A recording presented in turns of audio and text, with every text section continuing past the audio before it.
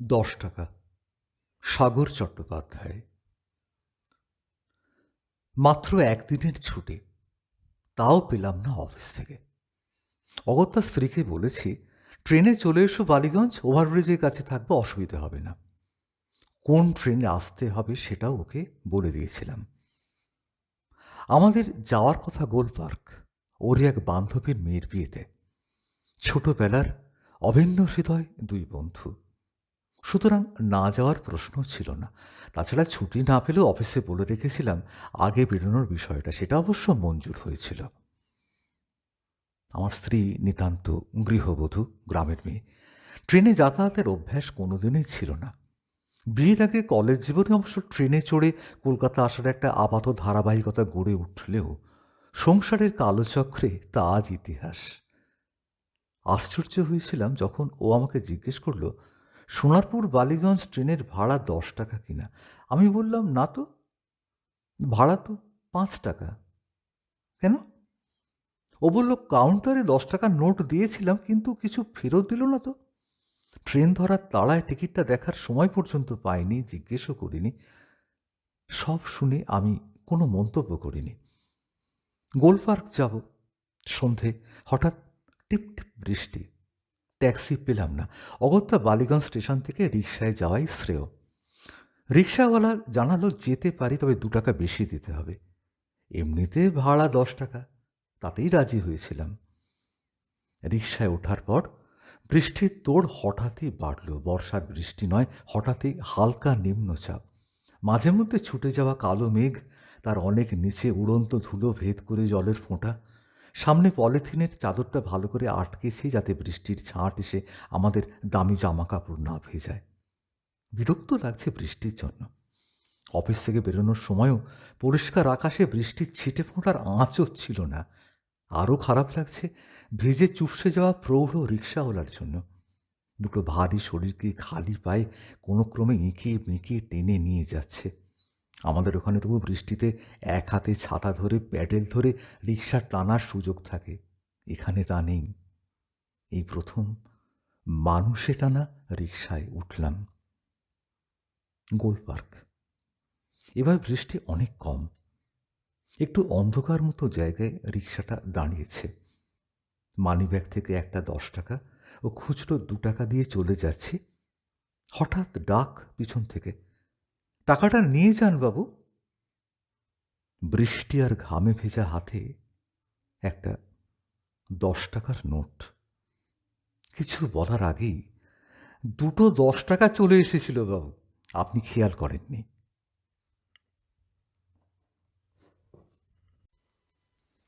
ফয়সালা।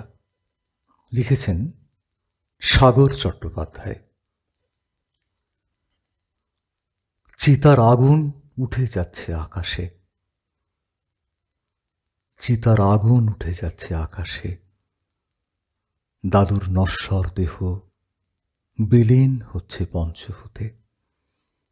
বাবার অন্তর্মুখী কান্না বোঝা না গেলেও একটা দমকা হাহাকার আমার বুক ফেটে বেরিয়ে আসতে চাইছে।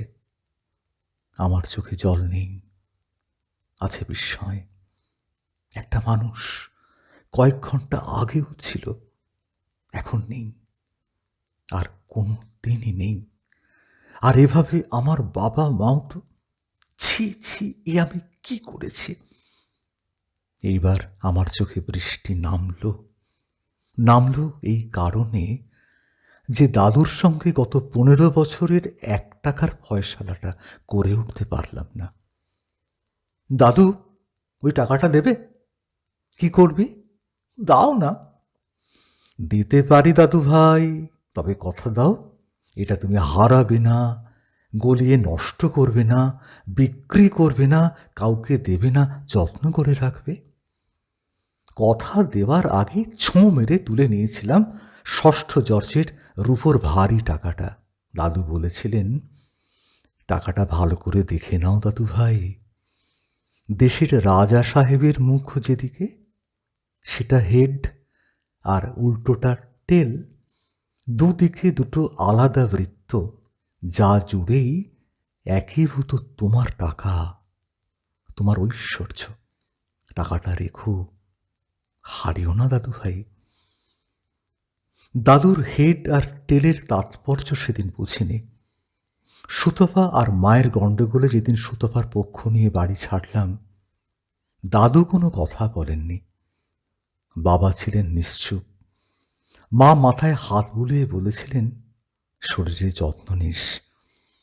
ছোট্ট তিন্নির গালে চুমো দিয়ে চোখের জল মুছে রান্নাঘরে ঢুকে গিয়েছিলেন মা। তিন্নিকে নিয়ে মাসে একবার করে বাড়িতে গিয়েছি। মা জিজ্ঞেস করেছেন সুতপার কথা, আমার অফিস, কোয়ার্টার, নতুন সংসারের কথা। ছোটবেলা থেকে বাবার বুকে জড়িয়ে আদর করা অভ্যাস, এক্ষেত্রেও ব্যতিক্রম ছিল না। আদর করার ফাঁকে দাদুও মাঝে মধ্যে আমাকে রূপোর টাকাটার কথা জিজ্ঞেস করায় বিরক্ত হয়ে আমি বলেছি, ভয় নেই, টাকাটা বেচে দিইনি। সেদিন আমার কাছে খুচরো টাকা ছিল না। আলমারি খুলে তিন্নিকে ওর মা 2 কয়েন দিয়ে দোকানে পাঠাচ্ছিল। তিন্নি সোজা আমার কাছে এসে বলল, দেখো বাপি, এই ছবিটা অনেকটা ঠিক দাদুর মতো না? কয়েনটা কয়েনটা একটু পুরনো। 2 আঙুলে কয়েনটা তুলে দেখি হেডে গান্ধীজির মুখ। আমার বাবার মাথায় বহুদিন ধরেই চুল নেই, গোল চশমা পড়লে পাশ থেকে অনেকটা বাপুজির আদলে আসে। চমকে উঠেছিলাম। মনে পড়ল দাদুর রাজা সাহেবের কথা, ভৃত্যের ঐশ্বর্যের কথা। আমার বাবা বা তিন্নির দাদু প্রসঙ্গে তিন্নির ধারণাটা যে সঠিক, এটা তিন্নিকে বলতে গিয়ে দেখি তিন্নির হাতের তালুতে আর একটা 2 টাকা। বাইরের খাঁজ কাটা ধাতব বেড়ার আবেষ্টনে সমস্ত বৃত্ত জুড়ে একটা গোটা ভারতবর্ষ।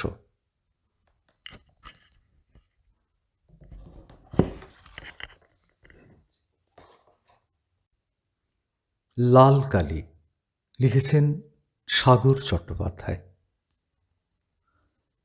পাতা উল্টোতেই ঝুরঝুর করে ঝরে পড়ে গেল পাতারই কয়েকটা ছেঁড়া ফাটা টুকরো। টুকরোগুলো তুলছি, একটা টুকরো কিছুটা বড়। লাল কালি ফিকে হয়ে এলেও পড়া যাচ্ছে ঝিলমকে বাপটু, নিচে 1370। ওপরের মলাট নেই। 2 পাতা দ্রুত উল্টোতেই, কোথা থেকে বইটা পেয়েছ বলতে পারো? আমার উত্তেজিত কণ্ঠস্বর। ফুটপাতে বই সাজাতে সাজাতে কিছুটা অবাক হয়ে যুবক আমার মুখের দিকে তাকালো। উত্তর এলো কিছুটা পরে, যা চাইছিলাম। কলেজ স্ট্রিট থেকে 240 ধরেছি। জানলার ধারে বসে বইটা আর একবার খুললাম। ঝিলমের স্রোত যেন বাঁকা তলোয়ার। এই ভালো হবে না বলছি। আচ্ছা, আমি কি এমন বাজে কথা বলেছি? শুধু বলেছি ঝিলমের। আমার পিঠে পড়ল পর পর 2 রদ্দা। 1370। সে বছর দুজনেই এমএ পরীক্ষা দিয়ে চাকরির চেষ্টা করছে। ঝিলম বলেছিল, বাপটু, বাড়ির পরিস্থিতি ভালো ঠেকছে না, বাবা মা ভীষণ চাপ দিচ্ছে, খুব তাড়াতাড়ি কিছু একটা করো। আমাদের বাড়ি ঝিলমের কথা জানত। মা বলেছিল, একদিন ওকে নিয়ে আয়। আপাত গম্ভীর বাবা অবশ্য কোনো মন্তব্য করেননি। সেদিন 25শে বৈশাখ, ঝিলমের জন্মদিন। সকালে জোড়াসাঁকোর ঠাকুর বাড়িতে গান শোনার ফাঁকে টুক করে ঝিলমের ব্যাগে বইটা বলাকা ফেলে দিয়েছিলাম। ঝিলম প্রশ্ন করতেই, এখানে নয়, বাড়িতে গিয়ে। ওরা তখন আমার স্ট্রিটে একটা ভাড়া বাড়িতে থাকত। বাবা ইঞ্জিনিয়ার, মা অধ্যাপিকা। মেঘ উঁকিয়ে দিল। পরের দিনই, দাদু, গিরিশ মঞ্চ। কন্ডাক্টরের ডাকে সম্বিত ফিরল। মোড় থেকে ডান দিকে রাস্তাটা সোজা চলে গিয়েছে বাগবাজার। কিছুটা আগে একটা পুরনো দোতলা বাড়ি। কলেজ স্ট্রিটের যুবক এই বাড়িটার কথাই বলেছিল। হাড় জিরজিরে পলেস্তারা খসা বাড়িটিকে চিনতে ভুল হয়নি। গেটটা খোলা। একতলায় কয়েকটা ঘর, তালা বন্ধ। সিঁড়ি দিয়ে ওপরে উঠেছি। উপরের ঘরগুলোতেও তালা একটা ছাড়া। ভেজানো দরজাটা অল্প ঠেলতেই খুলে গেল। অনেকটা হল ঘরের মতো, শুনশান। একটা ইজি চেয়ার জানলার কাছে। কি করব ভাবছি, লাগোয়া টয়লেট থেকে বেরিয়ে এলো বছর ৩৫-এর এক যুবক। ফর্সা, চুলগুলো ছোট করে কাটা, আমার ছেলেরই বয়সী। আচ্ছা বাবা, ঝিলম ঝিলম রায় কি এখানে? উনি আমার মা। যুবকের বিস্মিত দৃষ্টি আমার মুখে। উনি? আমার অস্ফুট জিজ্ঞাসা। খোলা দরজা দিয়ে পশ্চিমের আলো ইজি চেয়ারের ওপর। বুঝতে পারছিলাম যুবকের চোখ আমার চোখে নিবদ্ধ। ১.৫ মাস হলো উনি মারা গিয়েছেন। ক্যান্সারে ভুগছিলেন। এ বাড়িতেই থাকতেন। এ বাড়িটা বিক্রি হয়ে গেছে। আমরা আজই সল্টলেকে চলে যাচ্ছি। কিন্তু আপনি?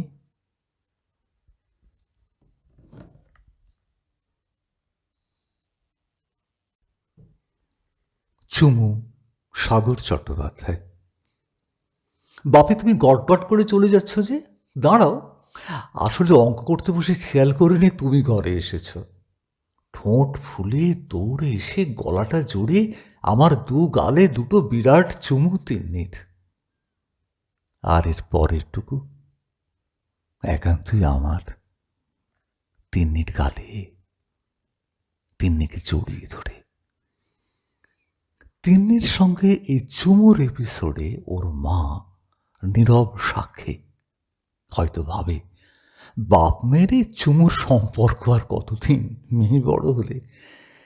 এ ভাবনাটা আমারও মাথায় খেলা করে না তা নয়, তবে উড়িয়ে দিই। ভাবি, ছেলে মেয়ে বড় হলেই বাকি, বাবা মার কাছে তারা কোনো দিনই কি সেভাবে বড়? সন্ধে অফিস থেকে বাড়িতে ফিরেও তিন্নিমার সঙ্গে আমার চুমু খেলা। এবার নিচে টিভির ঘরে আমার বাবা মার সামনে। মা মজা করে তিন্নিকে বলে, বাপিটা বুঝি শুধু তোর, আমার কেউ নয়? তিন্নি বলে, অবশ্যই। অফিস ফিরতে আমার না ধোয়া নোংরা গালে অবলীলায় চুমু খেতে খেতে বলে, বাপি ঠামের হিংসে হচ্ছে, তুমি ঠামির গালে। আমাকে টানতে টানতে মায়ের কাছে নিয়ে যায়। মাকে গালটা বাড়াতে হয় না। তিন্নিমার মতো আমিও মাকে দু হাতে জড়িয়ে দু গালে দুটো চুমু দিই। দেখা দেখে টিভির সাউন্ড বন্ধ করে বাবা সঙ্গে সঙ্গেই বলে বসে, আর আমি? কাণ্ড থেকে সুতপার নীলিমা রাত্রিবধূ হাসে। এটা রোজকার চার দেওয়ালের কথা। চেনা মুখ, চেনা অভিব্যক্তি, চেনা আত্মীয়তা। বৃত্ত সম্পূর্ণ হয় আমার একমাত্র বোন আর পিসি এলে, এসেই বাবাকে। আমিও বাদ চাই না। তিন্নি হাসে। ১৪ বছর আগে বাড়ির নতুন বউ সুতপাও প্রথম প্রথম অবাক হতো এ বাড়ির কাণ্ড কারখানা দেখে। নীলিমা তো বউ ভাতের দুদিনের মাথায় অফিস যাওয়ার সময় আমাকে রান্নাঘরে ঢুকে মাকে আদর আর গালে চুমু খেতে দেখে অবাকই হয়েছিল। ১৪ বছর আগে সুতপার মতো নীলিমাকেও সেদিন বলেছি, নিজের কাছে সংসারের প্রত্যেকের জায়গা আলাদা, নির্দিষ্ট, ওখানে কোনোদিন কৃপণ হয়েও না। এই তো সেদিন অফিস যাওয়ার সময় বাবাকে দেখিনি। মা বলল বাজারে গেল একটু আগে। অগত্যা রাস্তায় পাশ থেকে হু হু করে সাইকেল অটো ছুটছে। দেখি বাবা আসছে, দু হাতে ব্যাগ। আমাকে দেখেই বলল, ব্যাগগুলো একটু ধরতো। ধরতেই রাস্তার মাঝখানে দু হাতে জড়িয়ে আমার দু গালে। এই প্রথম চার দেওয়ালের বাইরে লোকজনের সামনে এমন পরিস্থিতির জন্য প্রস্তুত ছিলাম না। প্রথমে আড়ষ্টতা এলেও ৪০ মনটাকে সেদিন কৃপণ হতে দিইনি আমিও। এই প্রথম চার দেয়ালের বাইরে লোকজনের সামনে এমন পরিস্থিতির জন্য প্রস্তুত ছিলাম না। প্রথমে আড়ষ্টতা এলেও 40 মনটাকে সেদিন কৃপণ হতে দিইনি আমিও।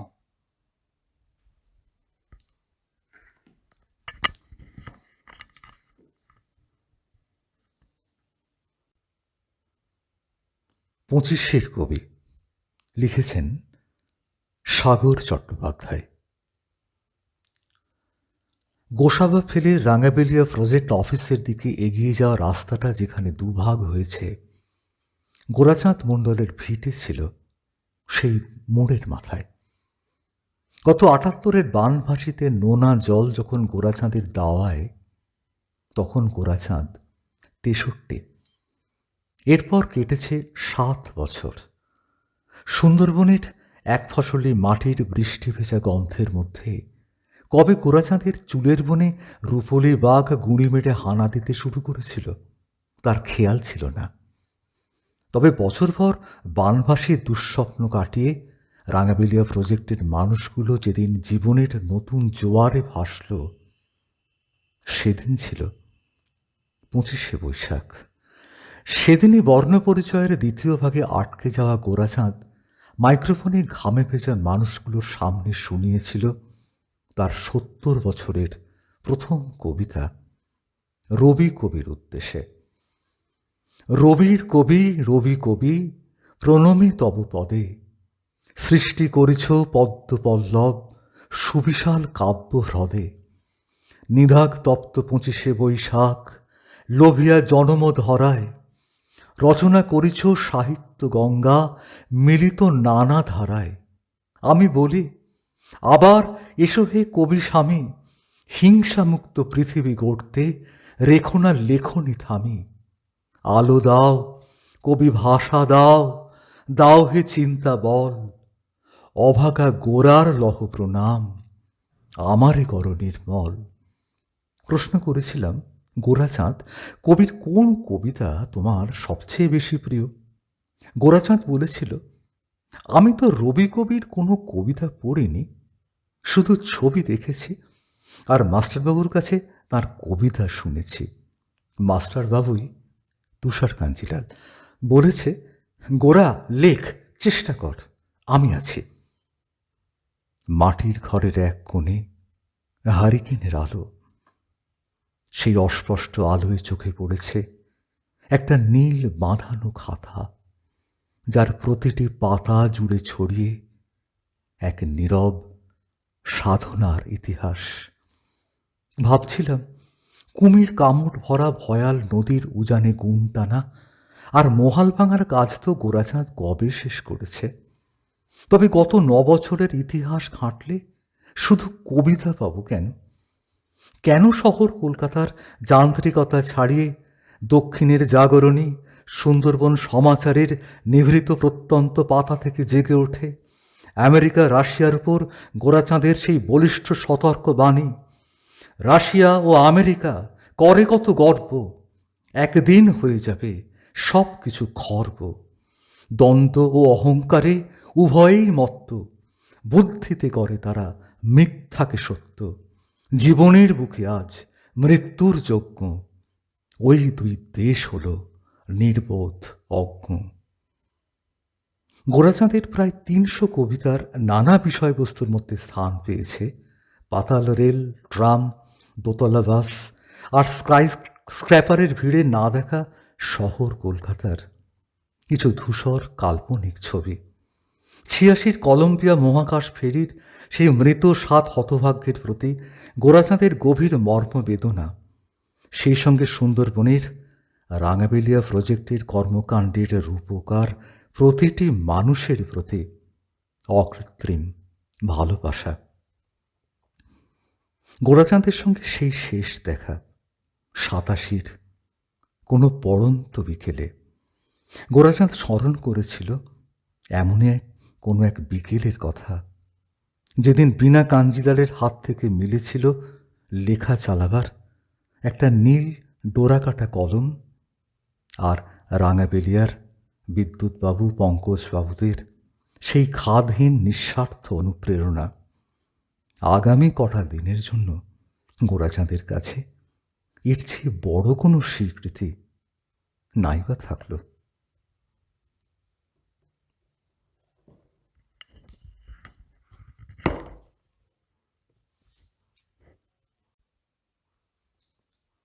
ফাইল, সাগর চট্টোপাধ্যায়।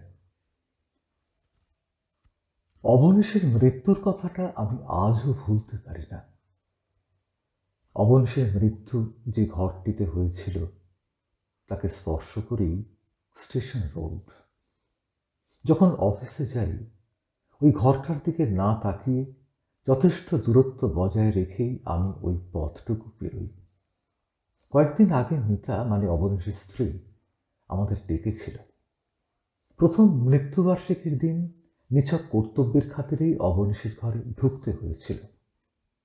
প্রিয় বন্ধুর ফটোতে মালা দেওয়া কৃত্রিম ও সৌজন্যমূলক মনে হলেও সামাজিকতার প্রেক্ষিতে আমরা মালা পরিয়েছিলাম। মালা পরাতে গিয়ে দেখি অবনীশের চোখ দুটো স্থির, সোজা। অনেকগুলি মালার আবেষ্টনীতে হাঁসফাঁস করতে করতে অবনীশ আমাকে বলছে, ঘাড় থেকে ওগুলো টেনে ফেলে দে, আমার দম বন্ধ হয়ে আসছে। আমি জানি অবনীশ মালা পছন্দ করতো না। বলতো, মালার মধ্যে ফুলের গন্ধ থাকে, হৃদয় সেই গন্ধে ঢাকা পড়ে। একটা কবিতায় লিখেছিল, হৃদয় হৃদয় মেলাও ফুলের সঙ্গে ফুল, ফুল আর হৃদয় মিশিও না, অঙ্কে হবে যে ফুল। নিছক কবিতা নয়, মিতার সঙ্গে অবনীশের রেজিস্ট্রি বিয়ের দিনও দেখেছিলাম মালার নাম গন্ধও নেই। অবনীশ অসম্ভব ভালো কবিতা লিখত, ছাপা হতো বহু জায়গায়। অবনীশের অনেক কবিতায় আমি বিভিন্ন অনুষ্ঠানে আবৃত্তি করেছি। বাড়িতে যখনই গিয়েছি দেখেছি ওকে চেয়ার টেবিলে। মিতা কপট অনুযোগ করত, এভাবে কবিতা দিয়ে কি সংসার চলে হারুদা, আপনি বলুন। চশমার ফাঁক দিয়ে অবনীশের দুষ্টু চোখ দুটো স্থির হতো মিতার চোখে। আমি হাসতাম। মিতা স্কুলের দিদিমণি, কিন্তু অবনীশ কিছুই করতো না, কয়েকটি টিউশন ছাড়া। বাকি সময় কবিতা। সবকিছু জেনেও মিতা অবনীশকে ভালোবেসেছিল ওর কবিতাকেও। অবনীশ বলতো, আর 2 বছর তোর আমায় সময় দে। অবনীশের 2 হলুদ ফাইল ছিল, একটিতে পাণ্ডুলিপি, অন্যটিতে বিভিন্ন পত্রপত্রিকার প্রকাশিত কবিতা। প্রতিদিন ফাইল দুটো নামানো ও পরিষ্কার মিতাই করত।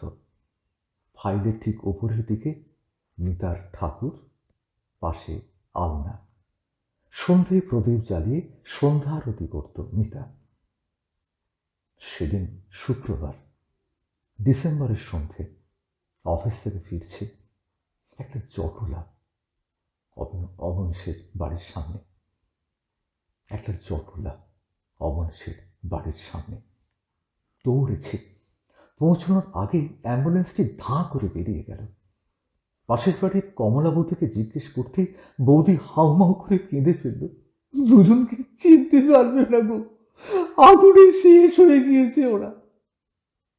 যা শুনেছিলাম তা এই, প্রদীপ জ্বালার সময় দেশটায় আগুন ছিটকে ধরে যায় আলনায় সিল্কের শাড়ি। সেখান থেকে গরম চাদর হয়ে আগুন তখন ফাইল দুটোতে। ফাইল বাঁচাতে ঝাঁপিয়ে পড়ে মিতা, আগুন তখন আঁচলে। জ্বলন্ত ফাইল হাতে বেরোবার মুখেই অবনীশ এসে পড়ে। ততক্ষণে মিতা উঠছে। ফাইল দুটোকে দূরে ছুঁড়ে ফেলে মিতাকে জড়িয়ে ধরে অবনীশ। অবনীশের সোয়েটার তখন। পোস্টমর্টমের পর অবনীশের দাহ কাজ হয়েছিল লিপটিক চুল্লিতে।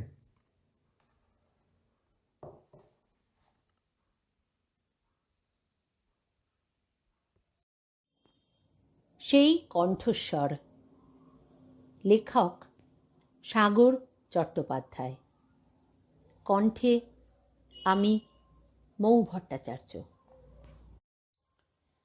কত বয়স হবে? 8, বড়জোর নয়। রুক্ষ চুলগুলো হাওয়ায় ওলট পালট। স্টেশন ছাড়িয়ে গতিবেগ বাড়তে সরে এলো দরজা থেকে। শিশিতে চামচ ঠুকলে যে শব্দ ওঠে তার ঝংকারটা চেনা, ফলে বোঝার অসুবিধা ছিল না। সেই তাপ্পি মারা প্যান্টের ওপর ময়লা ছেঁড়া ফাটা জামা, অবিন্যস্ত চুল, ধুলো জায়গায় জায়গায়। একটু আগেই দেখেছি বর্ধমানে। প্রাণপণে চেঁচিয়ে বোঝাতে চাইছিল আদা মেশানো ওর নতুন ধরনের লজেন্স খেলে গলা ভিজবেই। যথেষ্ট চিৎকার করেই ও বলছিল। কচি গলায় ওভাবে চিৎকার করা যায় না, তাই কষ্ট হচ্ছিল। গলার শিরাগুলো ফুলে উঠছিল। 1 টাকা দিয়ে 3টে লজেন্স কিনলাম। ওর কণ্ঠস্বর আবার কানে এলো ব্যান্ডেল স্টেশনে, রাত 8টায়। ঘাড় উঁচু করে জানলার বাইরে থেকে উঁকি দিচ্ছে। কয়েকবার ধাতানিও খেলো চায়ের ভাঁড়ের ঠুক্কর লাগায়। শীতের রাতে জাগারম এর কাছে লজেন্সের পাত্তা পাওয়া শক্ত, তাই জায়গা বদলে এবারে দ্রুত প্ল্যাটফর্মের এ প্রান্ত থেকে ও প্রান্ত। হই হই আর চিৎকারের মধ্যে ও প্রাণপণে গলাটা ঠান্ডা করাতে চাইছে, পারছে না, যেহেতু লজেন্সের শিশিটা ওর বর্ধমানের মতোই ভরাট, সাজানো। শুধু কণ্ঠস্বরটাই চেঁচিয়ে আরো পাতলা হয়েছে। আরো 3টে লজেন্স 1 টাকা দিয়ে কিনেছিলাম। চন্দননগর স্টেশনে ট্রেনটা বেশিক্ষণ দাঁড়ালো না। আর একবার ওকে দেখলাম, একদল ঝকঝকে ছেলে মেয়ের পেছন পেছন উঠছে। যথেষ্ট ভিড়ে শেষ চেষ্টা করছিল ওদের বোঝাতে। ওর সাজানো শিশিটা সেদিনের মতো এলোমেলো করতে পারেনি। পরের দিন ছিল 26শে জানুয়ারি। প্রতি বছর ওই দিন সকালে আমাকে যেতে হয় ক্লাবের মাঠে। জাতীয় পতাকা তোলার প্রথাগত অনুষ্ঠানের পর যারা ওই দিন ক্লাবের ছোট ছোট ভাই বোনেদের সামনে ভারতের প্রজাতন্ত্র দিবসের গুরুত্ব ও তাৎপর্য নিয়ে নাতিদীর্ঘ বক্তৃতা দেন, আমি তাঁদের একজন। এবার 26শে জানুয়ারি ও সরস্বতী পুজো একই দিনে হওয়ায় একটু মুশকিলে পড়েছিলাম। বাড়িতে পুজো। তিন্নি বলেছিল, বাপি তাড়াতাড়ি ফিরো, একসঙ্গে অঞ্জলি দেব, উপোস করেছি, একদম দেরি করবে না। আগামী জুলাইয়ে তিন্নি 8-এ পড়ছে। সরস্বতী প্রতিমার পাশে তার সব বই সাজানো। ওকে আশ্বস্ত করে বেরিয়ে এসেছিলাম। স্টেশন পেরিয়ে ক্লাব আর লাগোয়া ক্লাবের মাঠ। টিকিট কাউন্টারে পাশ দিয়ে যাচ্ছি, দেখি ট্রেনের অপেক্ষায় প্ল্যাটফর্মের শেষের নির্জন বেঞ্চিতে ও চুপ করে বসে আছে। কি ভেবে চুপি চুপি ওর পেছনে কখন এসে দাঁড়িয়েছি বুঝতে পারিনি। হাতে সেই শিশি, গত রাতের মতোই ভরাট। দেখি শিশি থেকে একটা লজেন্স বের করে এদিক ওদিক দেখে চট করে সেটা মুখে ফেলে দিল।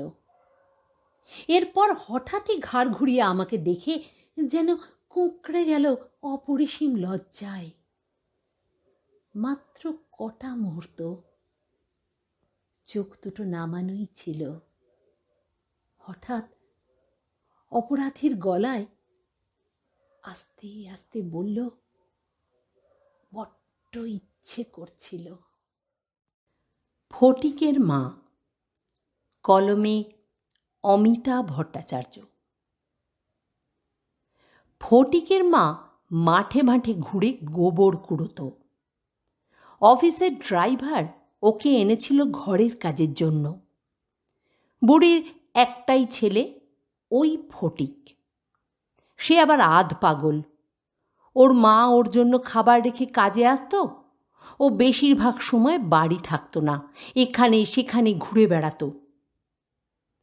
সারা দুপুর ধরে ফটিকের মা ওর জীবনের নানা গল্প শোনাতো। ওর ছোটবেলার কথা, স্বামী সন্তানদের গল্প। ও পুরুলিয়ার কথ্য ভাষায় কথা বললেও কলকাতা থেকে আসা লোকের বাড়ি কাজ করার ফলে ওর কথা কিছু মার্জিত ছিল। বুড়ি গল্প করত, সিবার খুব খরা হইল, কাঁসাই নদীর জল একেবারে সুইক্কা গিলা, আমার 3টা সল, আর তাদের বাপ ভেদবমি হইয়া মরি গিলা, লোকে মোরে ডাইন কয় বউ। আমি বলতাম, তা হয় নাকি মাসি, ওসব দুষ্ট লোকের কথা। দুর্গাপূজার সময় ফটিকের মা নতুন কাপড় নিত না, পৌষ সংক্রান্তিতে দিতে বলতো। দুর্গাপূজা নাকি বাঙালিদের পরব। আমি বোঝাতাম, তোমরাও তো বাঙালি, পুরুলিয়া এখন পশ্চিমবঙ্গের জেলা। ও বলতো, ওসব নাই জানি বটে, আমরা মান ভুইমা। বুঝতাম দেশ ভাগাভাগি ওদের মাথায় ঢুকবে না।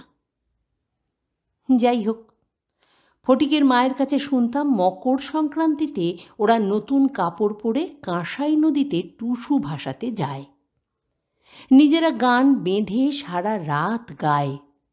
ও গান বাঁধত, আমি শুনতে চাইলে মনে করে করে 2-1টা শোনাতো। নাই যাব গ টুসুরে লিয়ে কাঁসাই নদীর ধারে, টুসু আমার সোনার মেয়ে, কেমনে ভাসাই তোরে। আবার বরের সঙ্গে খুনসুটি করে নাকি গাইতো, পৌষ পরবে এবার আমি বাপের বাড়ি যাব, নাকের নলক নাই দিবি তো ঘর না আসিব। এসব ছড়া শোনাবার সময় ওর বৃদ্ধ বয়সের স্তিমিত চোখে নবযৌবনার কটাক্ষ যেন ঝিলিক মারত ক্ষণিকের জন্য। আমরা কলকাতায় আবার ফিরে গেলে ওকে আমাদের সঙ্গে যাওয়ার কথা বললে ও রাজি হতো না। কলকাতায় ওর ভালো লাগেনি। এর আগে ও নাকি গিয়েছে, হয়তো তাই পাহাড় বনে প্রান্তরে ঘুরে বেড়ানো বিহঙ্গ সমাজ জীবনে বদ্ধ হতে ভালোবাসে না। অক্ষর, অমিতাভ ভট্টাচার্য। 3 মহলা এক বাড়িতে আমার দিদা একা একা বাস করতেন। ছেলেরা শাখা প্রশাখায় বর্ধিত হলে ছোট বাড়িতে স্থান কুলোবে না বলে দাদু বড় এক বাড়ি তৈরি করেছিলেন। 51বর্তীর ধ্যান ধারণা অনুযায়ী সিদ্ধান্তটা হয়তো বেঠিক ছিল না, কিন্তু দাদুর ভবিষ্যৎ পরিকল্পনা ভুল প্রমাণিত করে 3 মামা যে যার কর্মস্থলেই পাকাপাকি থেকে গেলেন। মাকে কিছু টাকা পাঠিয়ে দিয়েই তাদের কর্তব্য শেষ হয়ে যেত। আজ নিউক্লিয়াস ফ্যামিলির যুগে ঘরে বৃদ্ধ বৃদ্ধার জায়গা নেই, তাই কত বৃদ্ধাবাসের পরিকল্পনা, তাদের সময় কাটানোর কত আয়োজন। কিন্তু আজ থেকে 40-50 বছর আগে এমনটি ছিল না। তবু একাকী মানুষ ছিলেন না তা নয়, আমার দিদা তেমনই এক মানুষ। প্রথম জীবনে পরিপূর্ণ সংসারের গৃহিণী হয়েও শেষ জীবনে একেবারে একা একা থাকতে হতো। আমি মাঝে মাঝে মামার বাড়ি গিয়ে থাকতাম, কিন্তু ওই নির্জন বাড়িতে আর এক বৃদ্ধার সঙ্গে অল্প বয়সী এক মেয়ের কতদিন থাকতে ভালো লাগবে। তবু যখন থাকতাম দিদার সঙ্গে নানা গল্প হতো। দিদিমার নাকি ছোটবেলায় পড়াশোনা করতে ভালো লাগতো না, তাই পাঠশালায় যেতেন না। বড় ছটফটে ছিলেন তিনি। 10 বছর বয়সে বিয়ে হওয়ার পর 20 বছর বয়সী দাদু নববধূকে পড়াবার চেষ্টা করেছিলেন, কিন্তু অমনোযোগী ছাত্রীকে কিছুতেই কিছু শেখাতে পারেননি। এই বৃদ্ধ বয়সে দিদা তাই দুঃখ করে বলতেন, তখন তো বুঝিনি, আজ ভাবি যদি একটু পড়তে পারতাম তবে এমন একা একা থাকতে হতো না, বই পড়ে সময় কাটিয়ে দিতাম দিদিভাই। দিদিমাকে আমি বই পড়ে শোনাতাম। শরৎচন্দ্র চট্টোপাধ্যায়ের, দিদিমার ভাষায় শরৎবাবুর বই শুনতে উনি বড় ভালোবাসতেন। শরৎচন্দ্রের বইয়ের সিনেমাও সব কটা উনি দেখেছেন। আশাপূর্ণা দেবীর প্রথম প্রতিশ্রুতি দিদিমাকে পড়ে শুনিয়েছিলাম। বইয়ের নায়িকা সত্যবতীকে বৃদ্ধার খুব মনে ধরেছিল। বলেছিলেন, কেমন তেজি মেয়ে বলো তো, সে যুগে লুকিয়ে লুকিয়ে নিজে নিজে পড়তে শিখেছিল কিভাবে। আমি যদি পড়াশোনার মর্ম অমন করে বুঝতে পারতাম, আজ এই দশা হতো না ভাই। বহুদিন পরে আজ আমিও জীবনের সন্ধ্যাবেলায় উপস্থিত হয়েছি।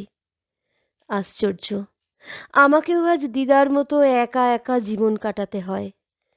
কিন্তু আমার যে বড় সঙ্গী বই, তার যে তা ছিল না।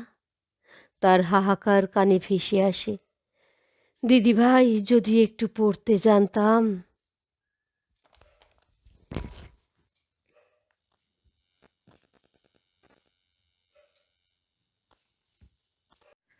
মাটি, সাগর চট্টোপাধ্যায়।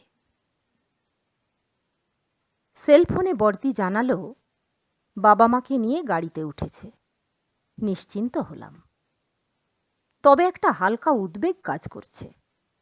আজ গৃহপ্রবেশের কাজটা ঠিকমতো হবে তো? নিমন্ত্রিতের সংখ্যা অবশ্য বেশি রাখিনি। অফিসের 15, স্থানীয় বন্ধুবান্ধব 20 আর আত্মীয় স্বজন সব মিলিয়ে জনা 35। পুরো দায়িত্বটাই অবশ্য নিয়েছে ভাই। ভাই বলছিল, বাড়ির নকশা দারুণ হয়েছে, কাকে দিয়ে করালি? 2 বেডরুম প্রশস্ত, ডাইনিং স্পেস, আর্চ টাইপ রান্নাঘর, ড্রয়িং রুমের আদলে আড্ডা মারার মতো যথেষ্ট চওড়া ঘেরা বারান্দা। স্ত্রীর ইচ্ছে মেঝেটা মোজাইকের বদলে টাইলস আর ঘরগুলি যতটা সম্ভব বড় হয়। আমাদের গাঁয়ের বাড়ির কড়িবরগার সাবেকি সব ঘর বেশ বড়, উঁচু, যথেষ্ট হাওয়া বাতাস খেলে। বর্দি বলেছিল, শহরে যাচ্ছিস যা, কিন্তু বহুতল ফ্ল্যাটের বদ্ধ একঘেয়েমি যেন তোর নতুন বাড়িতে না দেখি। জানি বর্দি জমাট কংক্রিটের মধ্যে নিজেকে রাখতে পারে না। কলকাতায় কাকার ফ্ল্যাটে গেলে একদিনেই হাঁফিয়ে ওঠে। বরং আমাদের আমগাছের গা ঘেঁষা খোলা জানালার রড ধরে পোলিও আক্রান্ত সরু ডান পাটা কোনো ক্রমে দাঁড় করিয়ে যখন বর্দি ওপারের মাঠের দিকে তাকিয়ে বর্ষার আকাশ দেখে, তখন আমি বর্দিকে দেখি। বর্দি নিজেই সিদ্ধান্ত নিয়েছিল বিয়ে করবে না। সংসার ছাড়াও গরমকাল আর বিশেষ করে শীতের আগে বর্দির চূড়ান্ত ব্যস্ততা আমগাছের পাশের একফালি মাটিতে ডালিয়া চন্দ্রমল্লিকা নিয়ে। আমার নতুন বাড়ি তৈরির সময় বাড়ির সকলে একাধবার দেখতে এলেও বর্দি আসেনি। বর্দি বলেছিল, একেবারে তোর গৃহপ্রবেশের দিন যাব, হৈ হৈ করব, আর সুতপার সংসার গুছিয়ে দিয়ে তবে ফিরব।